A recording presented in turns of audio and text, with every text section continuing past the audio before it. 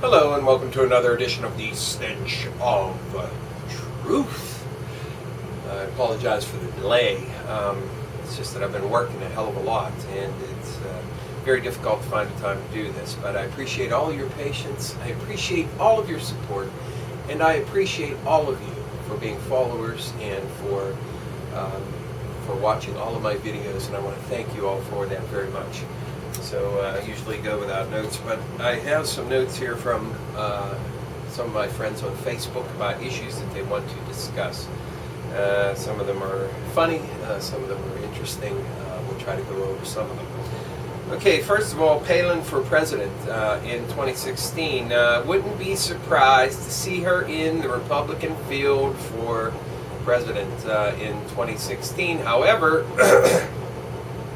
I also want to make this point, just like I did prior to 2000, regarding George W. Bush. If Jeb Bush does in fact run for the presidency, he will in fact win.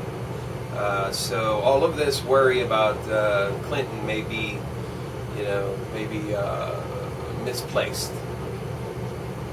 So that's my prediction. If Jeb Bush runs for president in 2016, he will win. He will win. He'll be installed as the new president. Okay?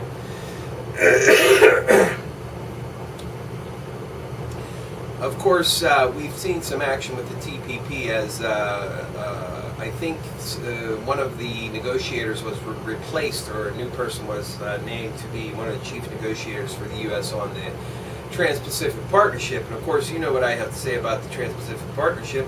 I say, fuck the Trans-Pacific Partnership. Not only do I say, fuck the fast tracking of the free trade deals, but I say, fuck the free trade deals altogether. Okay? We have had for decades, because of free trade and globalization, and free trade and globalization go hand in hand, you understand. For decades, wages have been depressed and gradually declining within this country relative to productivity and inflation and all of the other things that you would expect. And while CEOs make like 1,000% more, than they did in relation to the same difference between CEO pay and regular worker pay back in the 70s, the regular workers have made diddly fucking squat. Diddly fucking squat. And this has been going on since the 1970s. And largely it has been to do with free trade and trade agreements because they cause imbalances always. And now the Trans-Pacific Partnership has corporations just openly running the show. And this brings me back to the point I've made 150 times before. The New World Order is already fucking here and in charge. That's why you have fucking corporations writing the fucking laws that allow them to usurp governmental authority in any state that inhibits their supposed free trade. And you have countries scrambling to try to pass this fucking law so that they could be put under the sovereignty of fucking corporations. That's what the New World Order is. Period.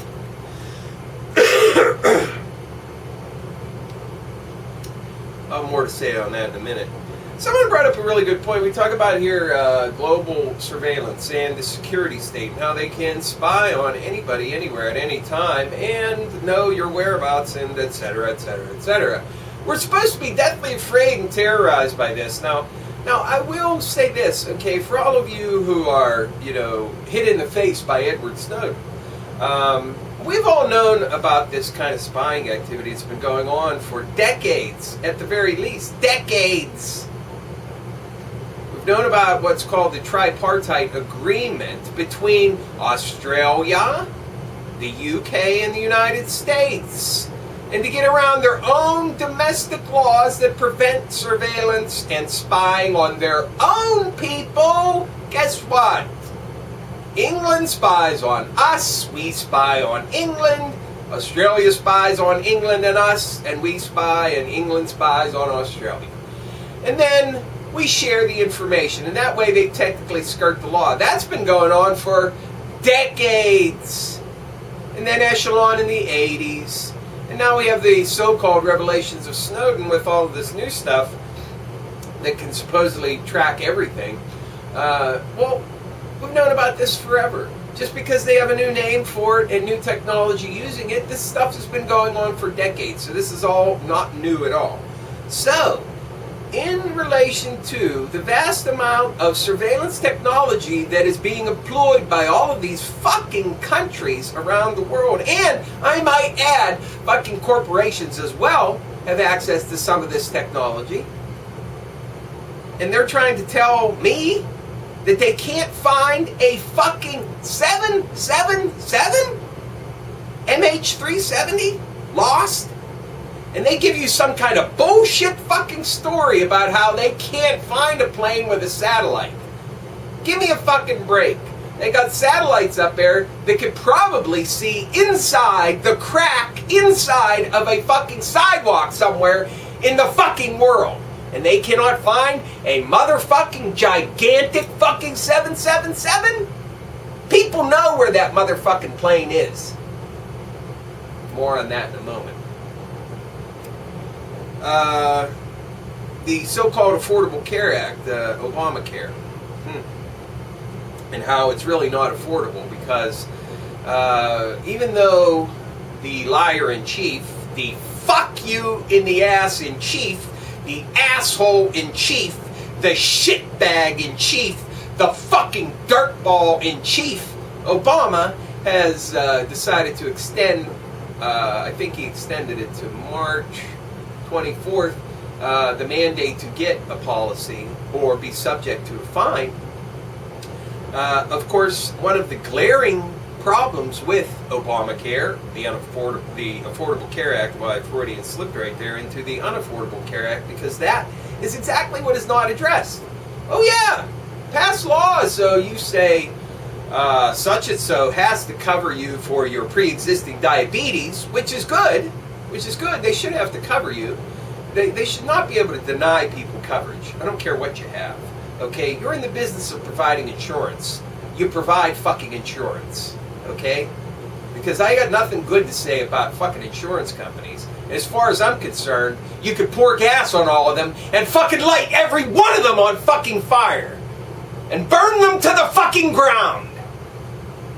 Metaphorically speaking. But one thing that they refuse to address within the scope of the so-called Affordable Care Act is anything having to do with costs. And if you happen to be someone who has absolutely no money at all, no job, completely homeless, lacking assets, etc., etc., etc., you might be able to get a policy for nothing, or very next to nothing. But because there is this skewed factor in this fucked up world that we live in, that makes it, if you even make one fucking dollar doing some kind of fucking job, you don't qualify for jack shit when it comes to government assistance. And you could be living in the depths of motherfucking poverty and you don't get shit. And that's the way the assholes in government want it to be. The neoliberals on the left, and the fucking murder the poor and shovel them in the fucking ovens right. It does nothing to control costs. Obamacare, or the so-called Affordable Care Act, does absolutely nothing to address costs. And that's one of the first things it should have done. Because healthcare costs in this country are going to continue to rise and continue to rise. And eventually people are going to be priced out of the marketplace yet again. Because no matter what you do, if you do not provide sufficient subsidies for people who cannot afford the fucking insurance, then they're not going to get the goddamn insurance. And I'll say it again. I'll say it yet again. If you do not need health insurance, if you really feel you can get by without health insurance, I recommend that you do not get it. Because all you're doing is giving money to fucking filthy fuck insurance companies. And I don't mind if every one of the fucking CEOs and big fucking shots that live in their goddamn mansions raping and pillaging everybody in this motherfucking country. I wouldn't care if someone came up behind them every fucking day of the week and shoved them in their goddamn kidney with a rusty fucking sharpened spoon. The fucks! If you really feel you don't need insurance, don't fucking get it. And make them come after you for a fucking penalty payment. And fuck them. If you happen to have problems, try to find the best deal you can. Because this is an opportunity for you.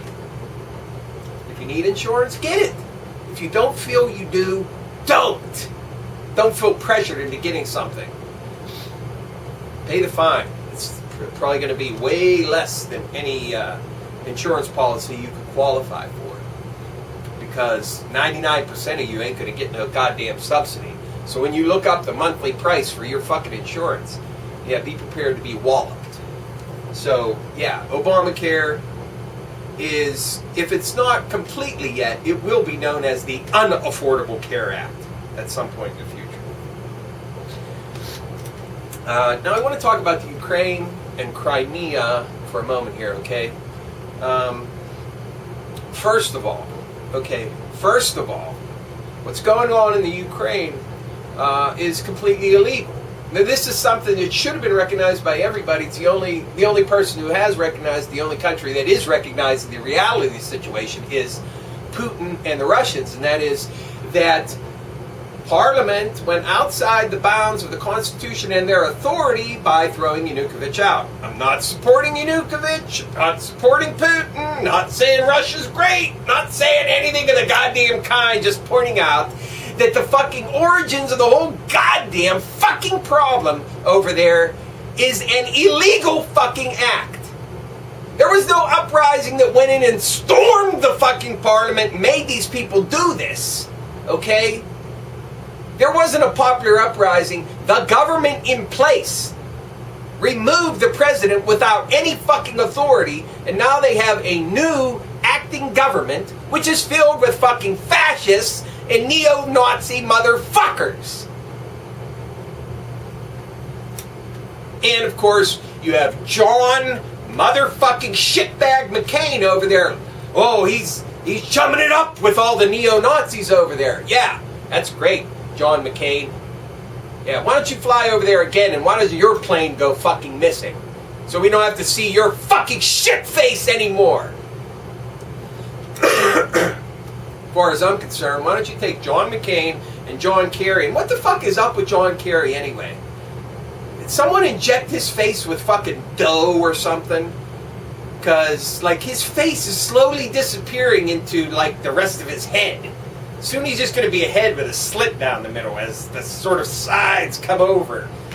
Jesus Christ, I don't know what the fuck is wrong with him, but stay the fuck away from me, you fuck. Take both of them and dump them in the fucking ocean somewhere. And watch the fucking sharks eat them. Well, of course, sorry, I don't want the sharks to get sick on the rancid fucking flesh of their fucking diseased fucking corpses. Fuck you, John McCain, and fuck you, John fucking fuck Kerry. Fuck ya! So, illegality leads to a new installation of a fascist-dominated government. Okay? Svoboda and the right sector and all this sort of thing. Alright, and what happens? Russia did exactly what the United States would have done, or anybody else would have done, say, if we had, you know, a significant naval fleet in Mexico, and they just had a huge, illegal installation of a new government in Mexico, and there was some question as to what was going to go on with our base our significant naval base in Mexico, we would have sent people down to secure that location. Now, once again, I'm not saying that Putin and Russia are in the right here, anything of that kind. I'm just pointing out the reality of the situation. So Putin goes in, he secures his territories, he secures his bases, his naval stuff, and then he starts to put troops into the country. And I don't know how many troops he has there, but according to treaties that they have, he's allowed to have up to 25,000, I believe. And I don't know whether he's exceeded that or not, but be that as it may, today they're having a vote on whether or not they want to secede from the Ukraine and become part of Russia again, like they used to be in the past. Now, this whole thing is, I believe, being blown out of proportion, first of all. But remember, what is actually going on here is a colossal clash between the East and the West oligarchy. All right? East-West oligarchy. Do you understand? These are the rich and powerful in the East and the West who are coming together in Crimea to determine who's going to have world domination. Because the New World Order is already here. Corporations, multinational, giant conglomerates, and international banking is the fucking New World Order. You understand? It's here and in charge and been running the show for years. And what we're having here is a clash of East versus West. Who's going to come out on top? That's the question. Okay? So you see corporations, Russian corporations are removing funding from the West, from Western banks. Okay? Corporations follow suit because they are the ones that are calling the fucking shots. You understand? That's what's happening here. It's East versus West oligarchy. Okay? So it's being turned into a political situation only because, do you want to know why? You want to know why? Because the nation states and the governments that run them are the puppets of the fucking moneymakers and the corporations. In order to hide what they do, they make it a political situation. So everybody's up in arms about the so-called Cold War and Russia flexing its muscles. Well, I don't think it's flexing its muscles all that much when it's merely trying to secure something that's right on its fucking doorstep. The same goddamn thing that this fucking USA Incorporated would do if it happened over here. It's just as simple as that. Remember, United States Incorporated is the military machine for Western oligarchical, corporate, multinational, and international banking interests. Whatever they need done, they can count on USA Inc. to come rolling in to make sure they get every fucking penny out of whoever it is they decide to rip off that next. And apparently it's the Ukraine that the West wants to rip off. Once again, the anniversary of Fukushima is coming up. Nobody seems to want to talk about this, but of course we have to remember the Pacific Ocean has been totally poisoned. Radiation continues to flow out of there. Poison and contaminated water continues to flow into the Pacific Ocean. All this stuff continues to happen while nobody ever talks about it. And of course, we have our own nuclear disasters in the making in this country, including Hanford, which is filled with buried nuclear reactors, huge amounts of nuclear waste, fuel rods, you name it. And of course, everywhere else we have nuclear reactors in this country have pools filled with nuclear rods that are just waiting for the next calamity to happen. And it wasn't that long ago when a nun, protesting nuclear power, snuck into a nuclear power plant. Well, I guess their security is pretty fucking tight when they can't even keep a fucking nun out. What is she, Rambo fucking nun? And of course she's going to be sentenced to some ridiculous amount of sentencing because she got past the shoddy fucking security that we have at nuclear power plants. Fuck nuclear power. One of the ways that we could address a lot of the problems in this world is if we said, let's ratchet down the fucking political tension over the Ukraine And why don't we have some kind of international cooperative agreement between the major powers in this world? China. Now, first of all, let me preface this by saying, let's pretend we don't have secret power generating technologies. Let's pretend they don't exist. Let's pretend that they don't already have working fusion power that they refuse to give to us, peons and fucking serfs, because we're slaves and don't deserve any goddamn thing.